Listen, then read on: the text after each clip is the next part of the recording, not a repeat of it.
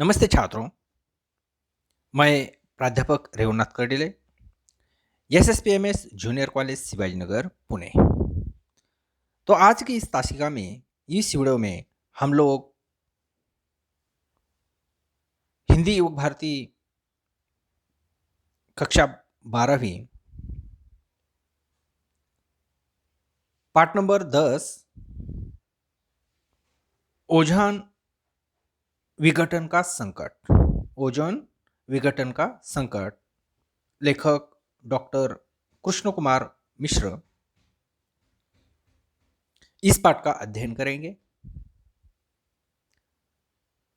पाठ number 10 ozone विघटन का संकट, डॉक्टर कृष्ण कुमार मिश्र। तो चलिए पाठ को आरंभ करते हैं। सबसे पहले लेखक का परिचय देखते हैं।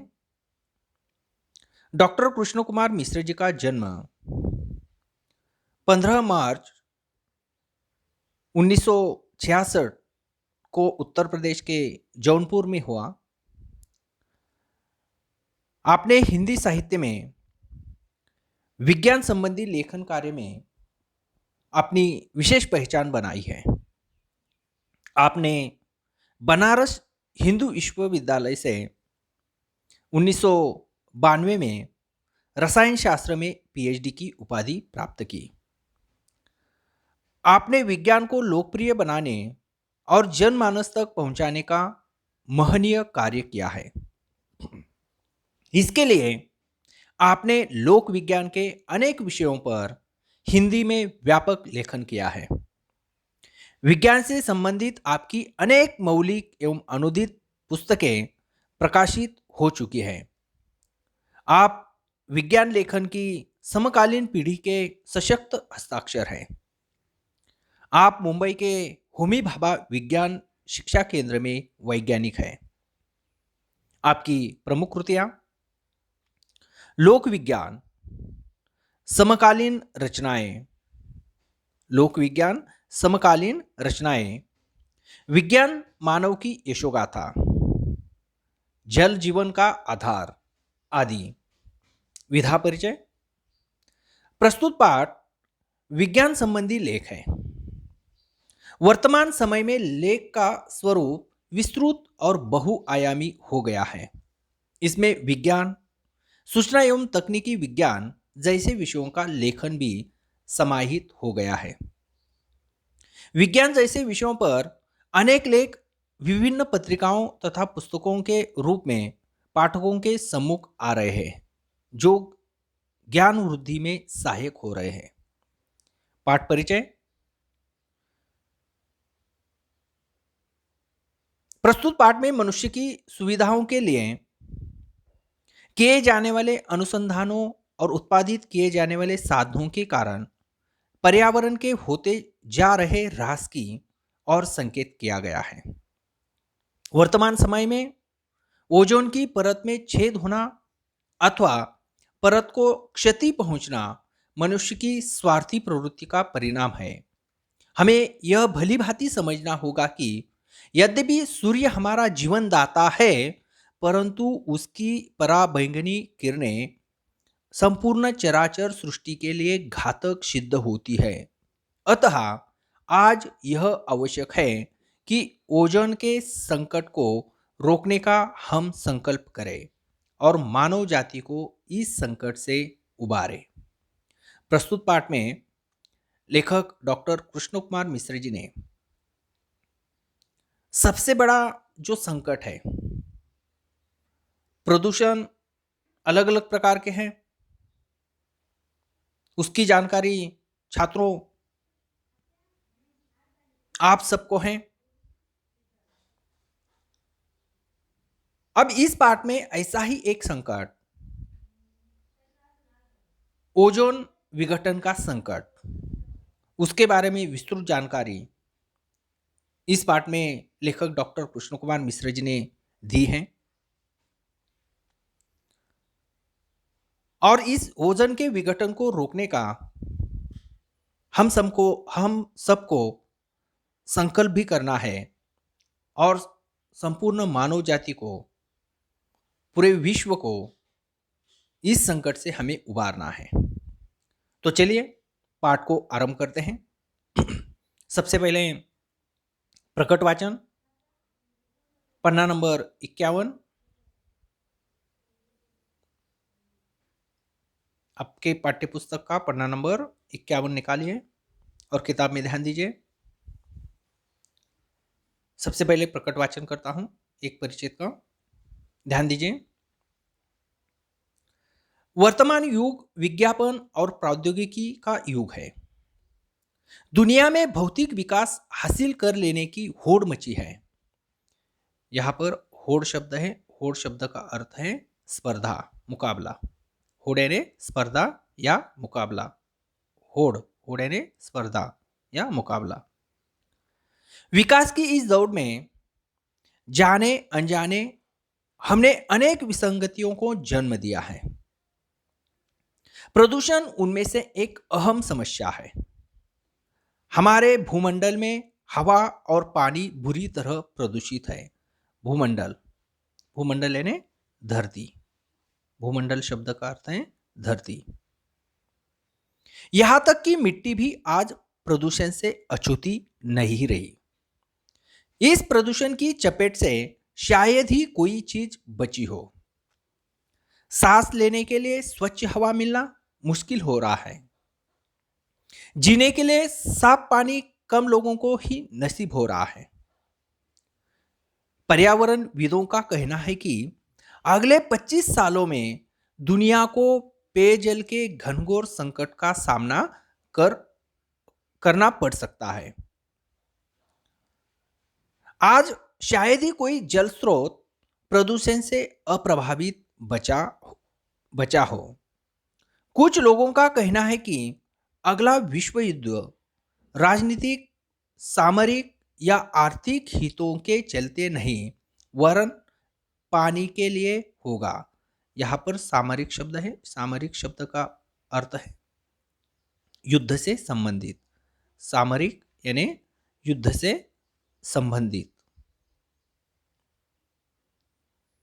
यह तस्वीर निसंदेह भयावह है, लेकिन इसे किसी भी तरह से अतिरंजित नहीं कहा जाना चाहिए।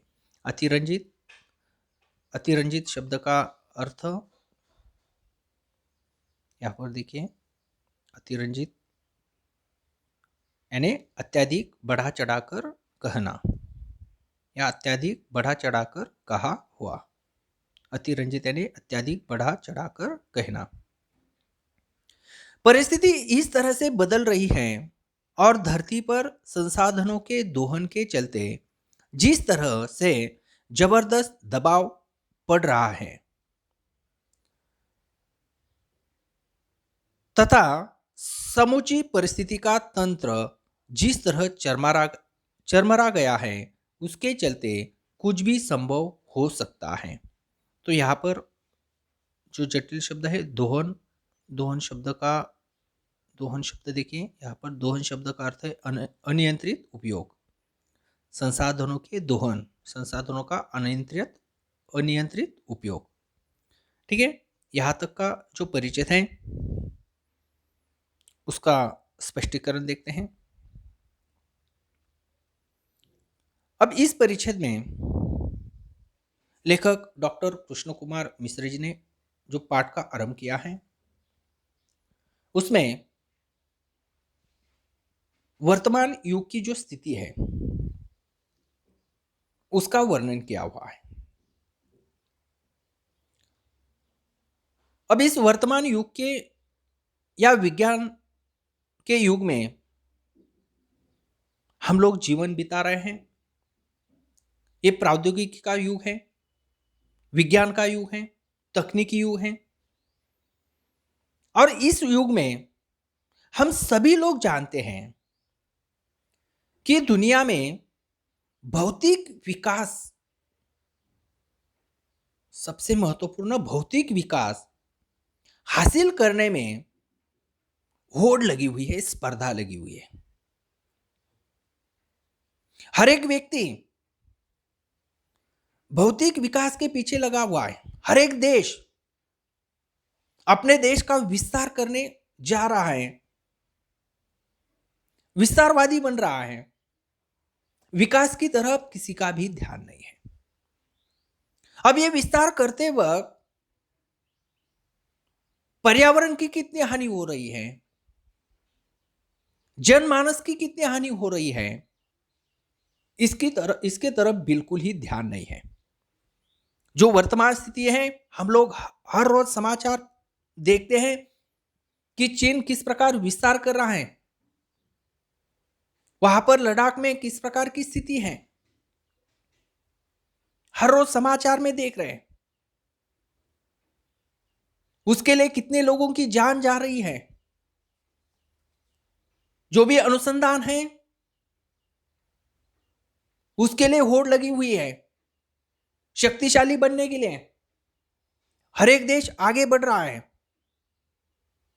उसके लिए अनगिनत प्रयत्न कर रहा है, प्रयास कर रहा है।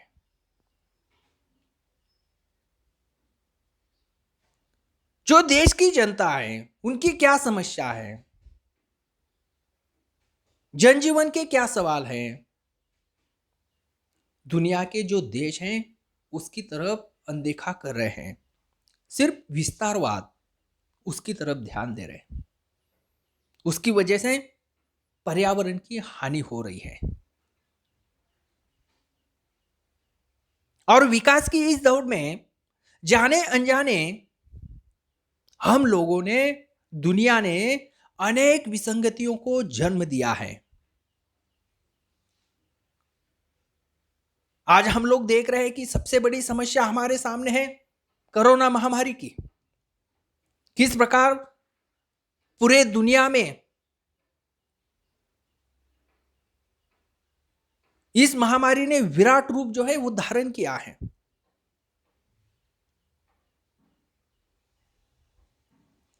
ज्ञान विज्ञान जो भी है या अध्यात्म जो है वो भी कम पड़ रहा है। इतना विराट रूप पूरी दुनिया में उसने ले लिया है और उसकी एक ही वजह है कि पूरी जो दुनिया है वह भौतिक विकास हासिल करने के लिए एक दूसरे से स्पर्धा कर रही है।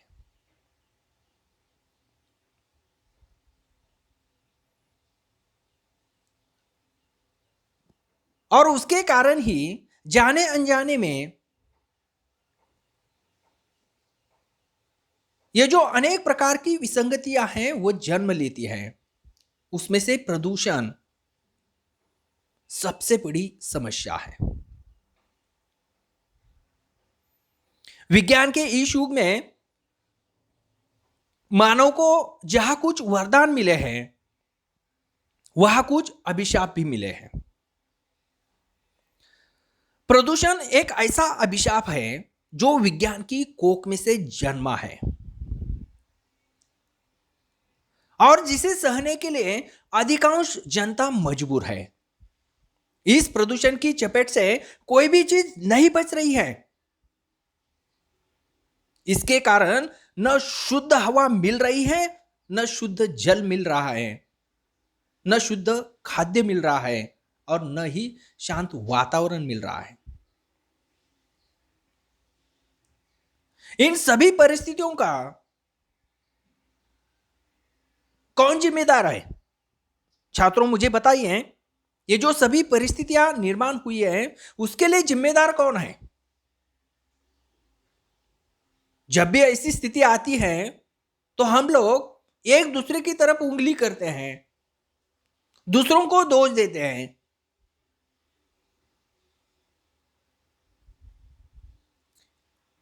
इन सभी परिस्थितियों को हम मनुष्य ही जिम्मेदार है।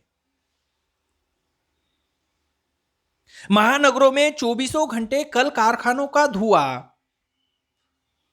मोटर वाहनों का काला धुआं इस तरह फैल गया है कि स्वस्थ वायु में सांस लेना दुभर हो गया है।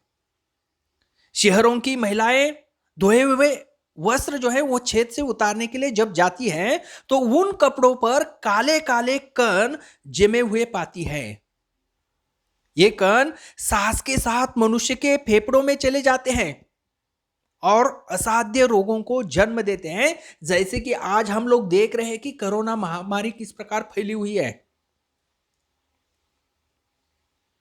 आज लोगों को स्वच्छता का जो महत्व है समझ में आ रहा है कि हर बार हाथ धोना चाहिए।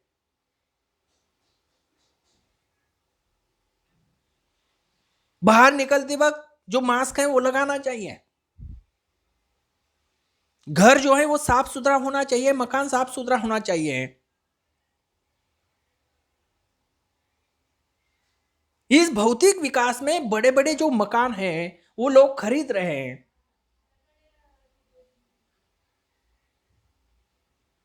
लेकिन उस बड़े बड़े घरों में इंसानियत नाम की जो चीज है वो कम मात्रा में दिखाई दे रही है।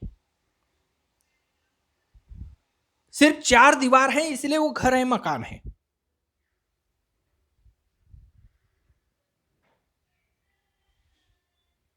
कल कारखानों का दूषित पानी नदी नालों में मिलकर भयंकर जल प्रदूषण पैदा करता है। इसके लिए जिम्मेदार कौन है? हम मनुष्य ही जिम्मेदार हैं। मनुष्य को रहने के लिए शांत वातावरण चाहिए, परंतु आजकल कल कारखानों का शोर, यातायात का शोर, लाउड स्पीकरों की कर्ण भेदक ध्वनि ने बहरेपन और तनाव को जन्म दिया है। पर्यावरणविदों का कहना है कि अगले 25 सालों में दुनिया को पीने के पानी का संकट का सामना करना पड़ सकता है। हमें मालूम है, हम लोग बचपन से सुनते आ रहे हैं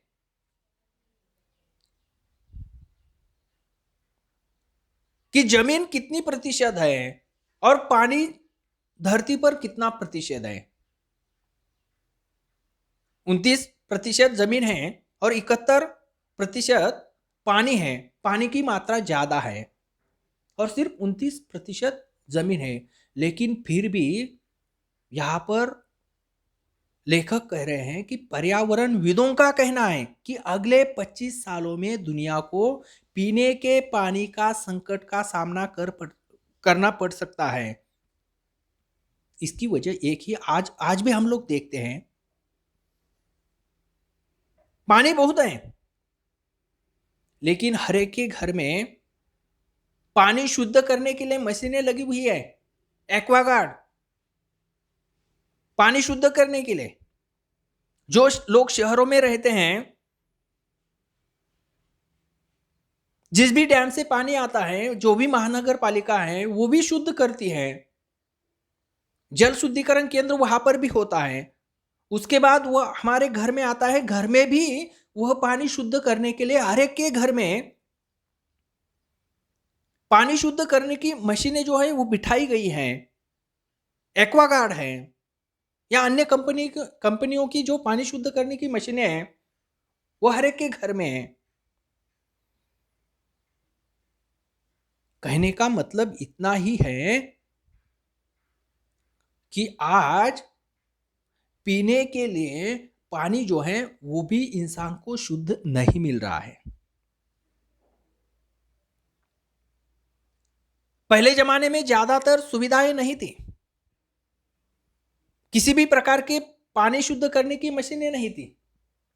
कुएं से, नदी से लोग पानी पीने के लिए लाते थे, लेकिन पहले जमाने में पानी इतना प्रदूषित भी नहीं था, दूषित नहीं था।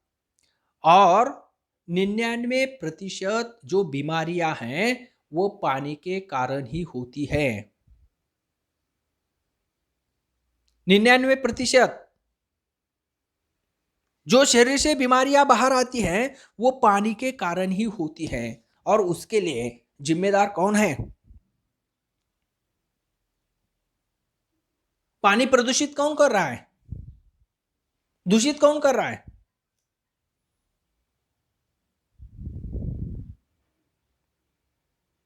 उसके लिए जिम्मेदार दूसरा कोई नहीं है, हम ही है।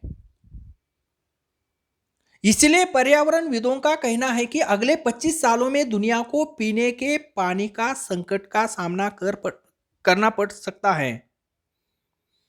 कुछ लोगों का कहना है कि अगला विश्व युद्ध राजनीतिक, सामरिक, सामरिक शब्द का अर्थ मैंने आपको पहले ही बता दिया है, युद्ध से संबंधित। अगला विश्व युद्ध राजनीतिक या युद्ध से संबंधित या आर्थिक हितों से संबंधित नहीं होगा, बल्कि पानी के लिए ही होगा। पानी के लिए लोग तरसेंगे।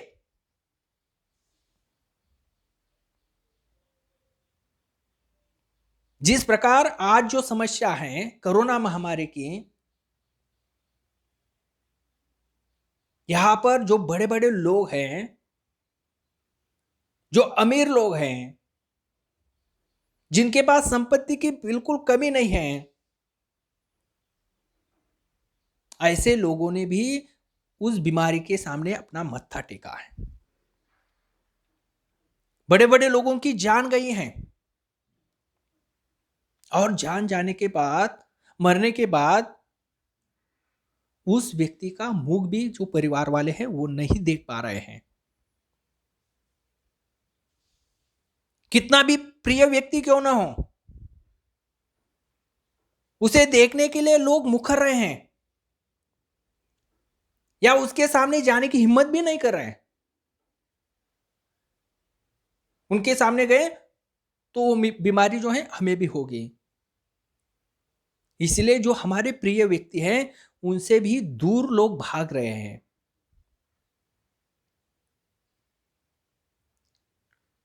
और इस स्थिति के लिए भी हम ही लोग जिम्मेदार हैं, दूसरे कोई नहीं। और इसीलिए इससे बाहर आना है तो सबसे पहले हमें बदलना होगा। अगर हम हमारी धरती मां को दुख देंगे या उसे दूषित करोगे तो वो भी कब तक सहेगी? जितना सहना था उतना सह लिया, लेकिन हर एक के लिए मर्यादा है, हर एक के लिए एक सीमा होती है। वो परिसीमा भी अब खत्म हो रही है, इसकी और भी हम लोगों को ध्यान देना है। वर्तमान में बदलती परिस्थितियों के कारण, धरती पर संसाधनों के अनियंत्रित उपयोग के कारण समूची परिस्थिति का तंत्र चरमरा गया है। इस कारण दुनिया को बड़ी बड़ी कठिनाइयों का सामना करना पड़ सकता है।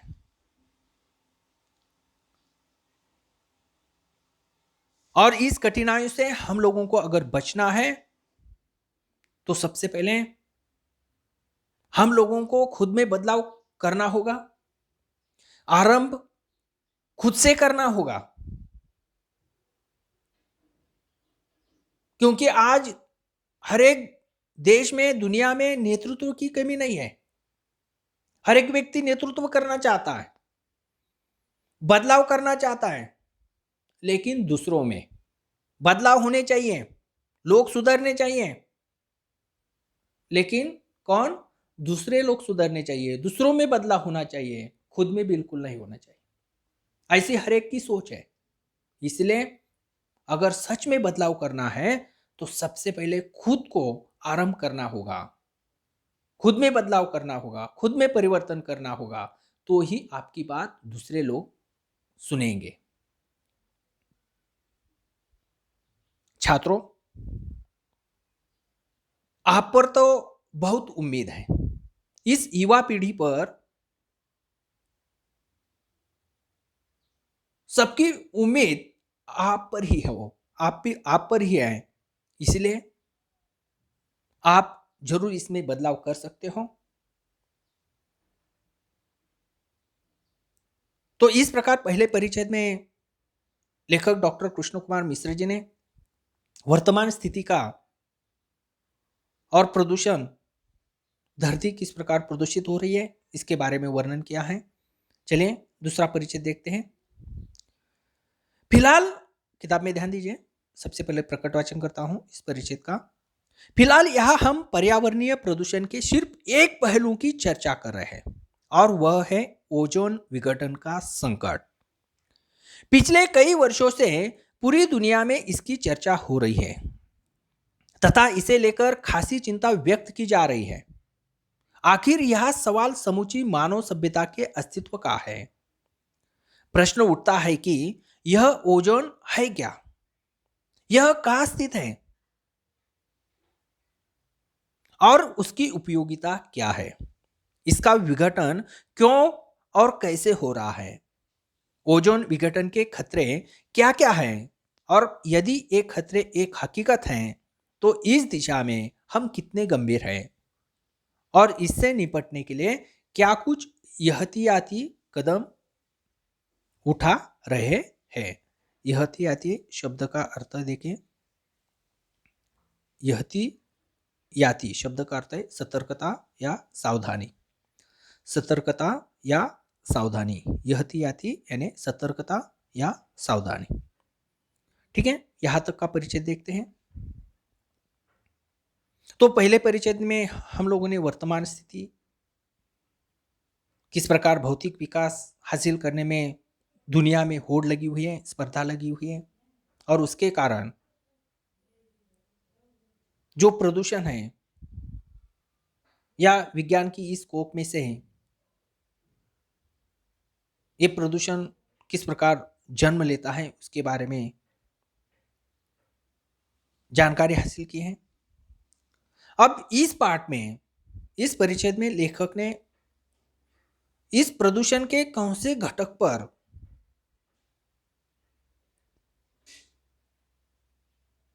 हमें चर्चा करनी है या इस पार्ट में वर्णन किया हुआ है, इसके बारे में इस परिच्छेद में विवरण किया हुआ है। तो लेखक कृष्ण कुमार मिश्र जी कहते हैं कि इस पार्ट में हम लोग सिर्फ प्रदूषण के एक ही घटक की चर्चा करेंगे और वो है ओजोन विघटन का संकट। पिछले कई सालों से संपूर्ण दुनिया में इस समस्या पर चर्चा हो रही है, ओजोन विघटन की समस्या पर, या इसको लेकर दुनिया में चिंता भी व्यक्त की जा रही है। और ये जो समस्या है वह संपूर्ण मानव जाति के अस्तित्व का प्रश्न है। और यही जो प्रश्न मनुष्य के मन में निर्माण होते हैं ओजोन को लेकर, ओजोन विघटन की जो समस्या है उसको लेकर, उनके ही जवाब इस पाठ में लेखक ने दिया है कि आखिर में ओजोन है क्या। ये जो ओजोन है वो कहां पर दिखाई देता है, उसका मनुष्य को क्या उपयोग है और इस ओजोन का विघटन क्यों और कैसे होता है और ओजोन विघटन होने के बाद उसके दुष्प्रभाव, दुष्परिणाम या खतरे क्या हैं।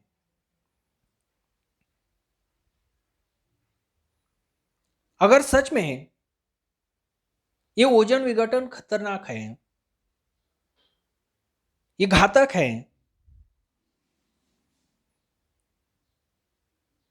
तो ये जो समस्या है